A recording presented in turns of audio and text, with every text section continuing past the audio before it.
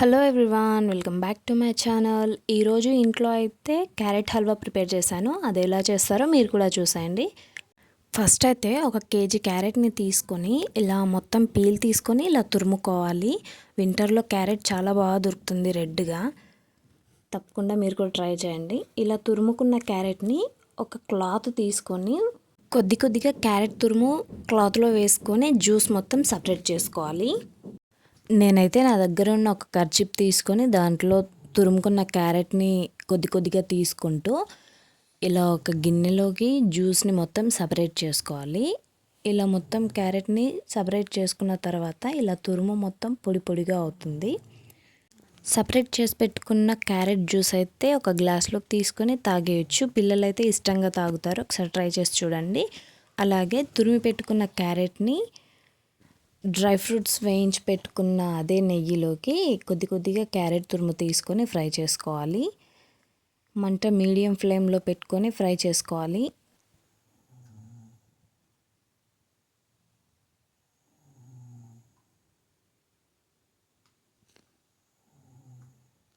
ఇలా మంటను మీడియం ఫ్లేమ్లో పెట్టి వేయించుకునే టైంలో క్యారెట్ కలర్ కూడా చేంజ్ అవుతుంటుంది.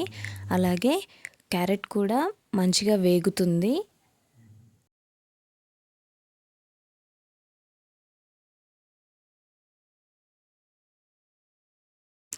ఇలా క్యారెట్ తురుము బాగా వేగిన తర్వాత క్యారెట్లో ఉన్న వాటర్ మొత్తం ఎగిరిపోయి ఇలా కలర్ మొత్తం చేంజ్ అయిపోతుంది. ఇప్పుడు నేను దీంట్లోకి ఈ గ్లాస్తో నేను 2 గ్లాసుల పాలు తీసుకుంటున్నాను.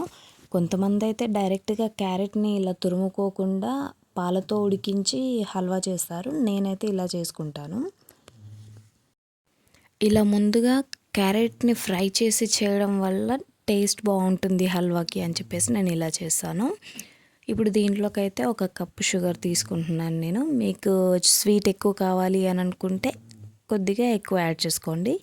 నేనైతే ఈ కప్పు వరకు తీసుకుంటున్నాను. ఇలా చక్కెరని కొద్దిగా తీసుకుంటూ ఆ చక్కెర పూర్తిగా కరిగిపోయేలా కలుపుకుంటూ యాడ్ చేసుకోవాలి. మనం తీసుకున్న ఈ చక్కెర అంతా కరిగిపోయి ఈ హల్వా మొత్తం జ్యూసీగా అవుతుంది. ఇలా నెమ్మదిగా కొద్దిగా చక్కెర యాడ్ చేసుకుంటూ కలుపుకోవాలి.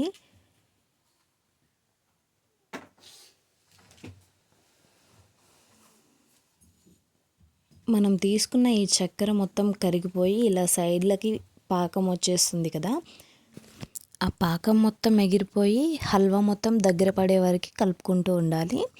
అలాగే ఇప్పుడు దీంట్లోకి టేస్ట్ అండ్ స్మెల్ కోసం అయితే ఇక్కడ 1 స్పూన్ యాలకుల పొడి తీసుకొని కలుపుకుంటున్నాను. యాలకుల పొడి వేయడం వల్ల ఏ స్వీట్ అయినా కానీ టేస్ట్ చాలా బాగుంటుంది.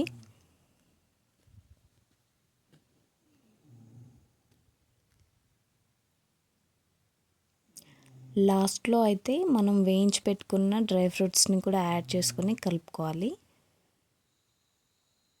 ఇలా డ్రై ఫ్రూట్స్ని యాడ్ చేసుకున్న తర్వాత ఒక 2 మినిట్స్ ఉడికించుకుంటే హల్వా రెడీ అయిపోతుంది. ఈలోపు మీరు కనుక ఈ వీడియో ఫస్ట్ టైం చూస్తున్నట్లయితే నా ఛానల్ని సబ్స్క్రైబ్ చేసుకోండి. అలాగే లైక్ చేయండి. ఇక్కడ మనకైతే హల్వా రెడీ అయిపోయింది. ఈ హల్వా పూర్తిగా చల్లారిన తర్వాత సర్వ్ చేసుకొని తింటే చాలా బాగుంటుంది. ఒకసారి మీరు కూడా ట్రై చేయండి. డెఫినెట్గా నచ్చుతుంది. వీడియో కనుక నచ్చితే తప్పకుండా లైక్ ఇవ్వండి. బాయ్.